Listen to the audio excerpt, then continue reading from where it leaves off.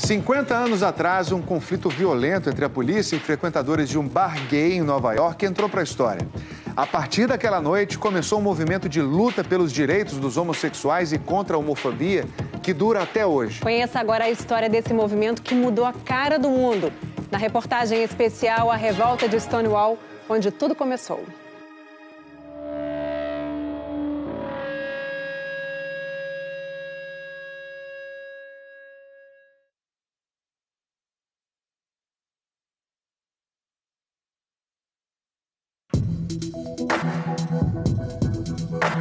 Nós somos a minoria social mais discriminada, a mais perseguida.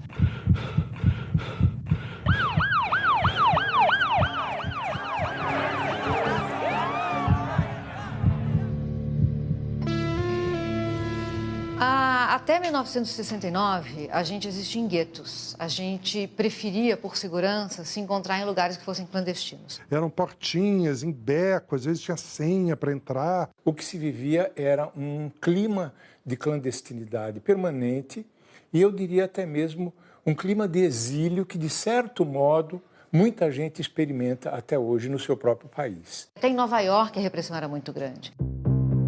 Havia uma espécie de polícia moral que às vezes dava batidas pela cidade. A polícia costumava baixar lá e levar todo mundo em cana.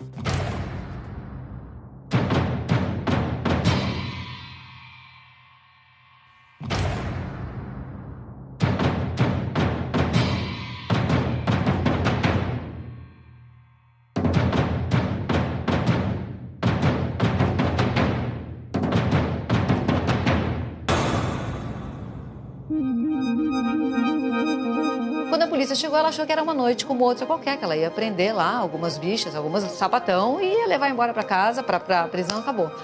Só que nessa noite a gente resolveu reagir. A gente disse chega, a gente disse basta. E a polícia não esperava por isso. E não esperava também que a população apoiasse a gente. Foi um quebra-quebra geral.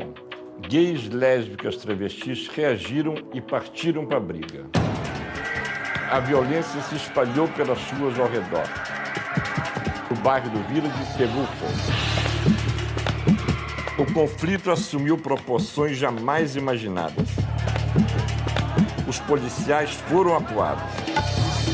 Começou a juntar gente que acabou se somando aos frequentadores na reação à polícia.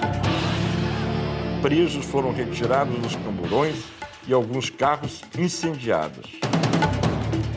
Não houve mortes. Nem se conhece com exatidão o número de feridos. Só se sabe que foram muitos, e dos dois lados. Se seguiram 10 dias de conflitos na cidade de Nova York. Coisas violentas, sangue, pessoas feridas.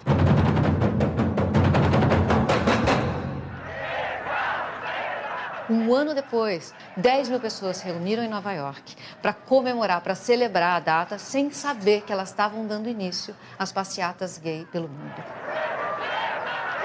A gente estava ali mudando a história para gerações que viriam. Eu sou Pedro HMC, eu tenho 34 anos e eu devo a Stonewall e todas as gerações que vieram antes da minha todo esse progresso que a gente tem hoje, né?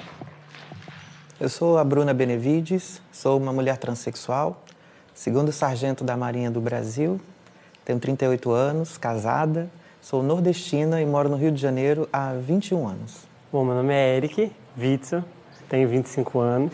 Enquanto pessoa trans, eu vivenciei muitas violências, as violências externas, mas principalmente, acima de tudo, as violências internas, que eu fazia comigo mesmo. Eu sou Lívia Ferreira, lésbica negra, tenho 50 anos, sou atriz e administradora, moro em Salvador. Eu sou Jordan Lessa, tenho 51 anos, sou o primeiro guarda municipal reconhecidamente homem trans da cidade do Rio de Janeiro. Há 20 anos como guarda municipal, há 4 anos em transição. Eu sou Espartaco Santiago, 25 anos, negro, gay, nordestino, bicha preta, que como várias outras já sofreu racismo, homofobia, bullying, rejeição, mas que nunca deixou de lutar pela autoafirmação, pela autoaceitação, pelo seu lugar no mundo. Eu lembro de gerações anteriores, a minha, onde ainda era muito comum, por exemplo, gays se casarem com mulheres, tentarem viver uma vida hétero. A repressão sexual era de tal monta, logo depois da Segunda Grande Guerra, o cientista mais importante na guerra, que foi o Alan Turing, que foi o pai do computador, teve uma pena na Inglaterra de castração química pela sua homossexualidade, que o levou ao suicídio logo depois. Stonewall foi o nosso ponto de ebulição. Foi quando a gente entendeu que a gente não queria mais viver naquela situação. Stonewall foi exatamente isso. E foi o começo de uma série de mudanças que ainda não se concluíram. O Stonewall não aconteceu num vácuo, né? Desde o começo dos anos 60, quando os Beatles começaram a deixar crescer o cabelo, aquilo já era um pouquinho de androginia, né? Os caras já estão misturando os signos do que é ser homem, o que é ser mulher.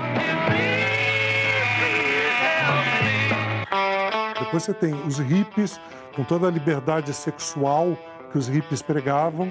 Então isso também envolve a liberdade do desejo homossexual. E ali na virada dos anos 60 para 70, explode a androginia na música pop, né? Nomes como David Bowie na Inglaterra, Alice Cooper nos Estados Unidos.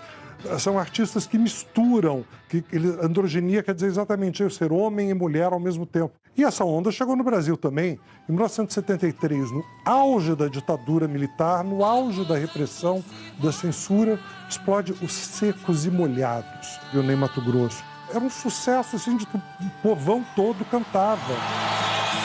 Sem perfume, sem rosa, sem nada. A partir da década de 70, você tem, primeiro, um movimento grande de desbunde e carnavalização LGBT. Nessa mesma época, você tinha os Dick Rockettes, eles se maquiavam, botavam perucas, roupas de mulher, mas deixavam a barba crescer. Então era uma coisa meio desconcertante. Até hoje imagina na época, há quase 50 anos, no meio de uma ditadura militar, com censura, com pau comendo, e os caras ali se vestindo de homem e mulher ao mesmo tempo.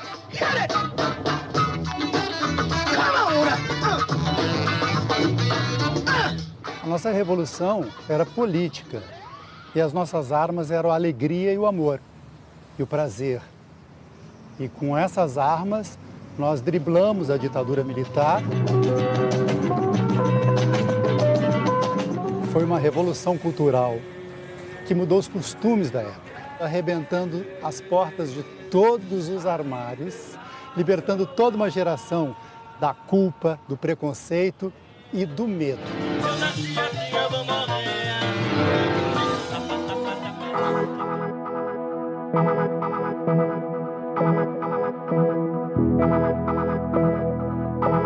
Homossexualismo não se diz mais, está morto.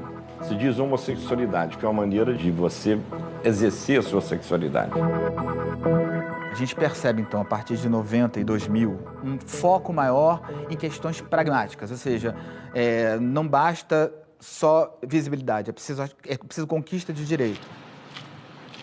Posso falar isso com muita tranquilidade, porque eu sou casado no papel e um outro direito que eu também exerci foi o direito de adoção, então eu tenho 2 filhos. A gente ganhou as ruas, ganhou espaço, teve que lutar muito por isso, para conquistar esse espaço.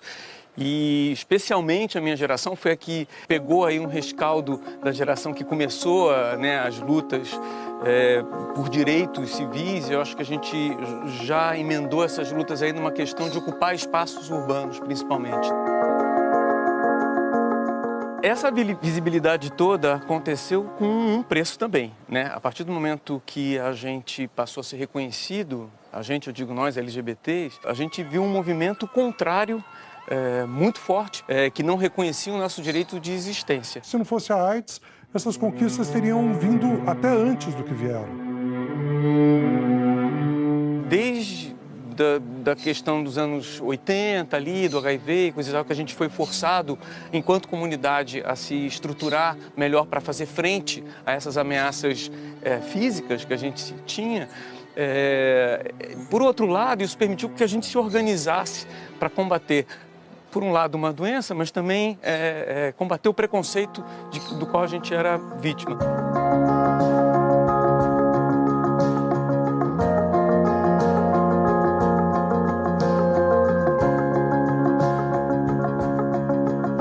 O Brasil é essa contradição, tem um lado cor-de-rosa. É o país que tem mais travesti na rua, a maior parada gay do mundo. O Pablo Vittar e a Roberta Close, modelos de beleza da mulher brasileira.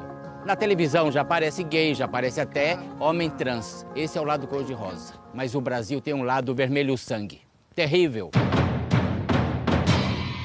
A cada 20 horas, uma gay, uma travesti, uma lésbica são barbaramente assassinados, vítimas da homofobia ou se suicidam.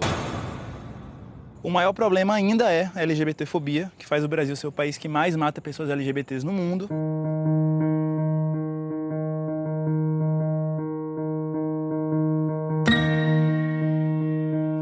Em 2019 é um ano fundamental na história da libertação homossexual, porque o Supremo Tribunal Federal finalmente reconheceu que insultar, violentar, discriminar um gay, uma travesti, uma lésbica é um crime igual ao racismo, é uma forma de racismo. Eu me oprimi muito até viver minha sexualidade.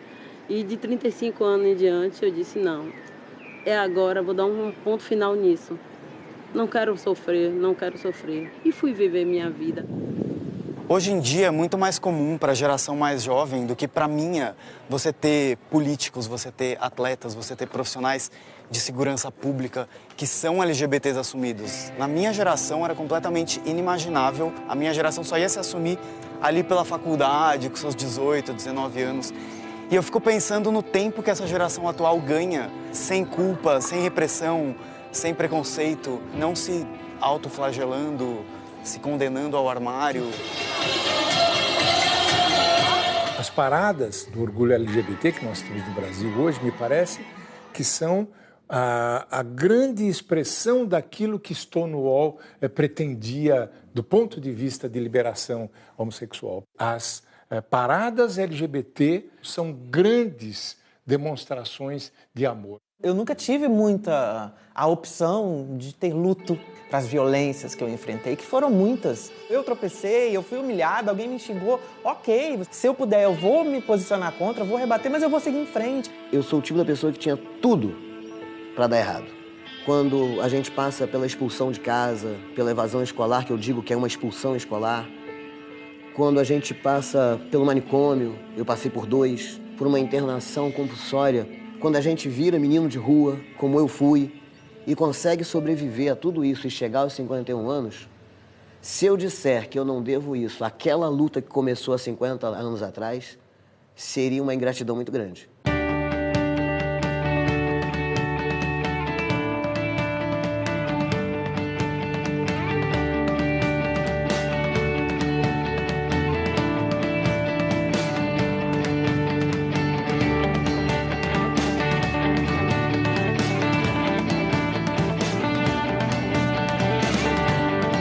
Falta conquistar muita coisa.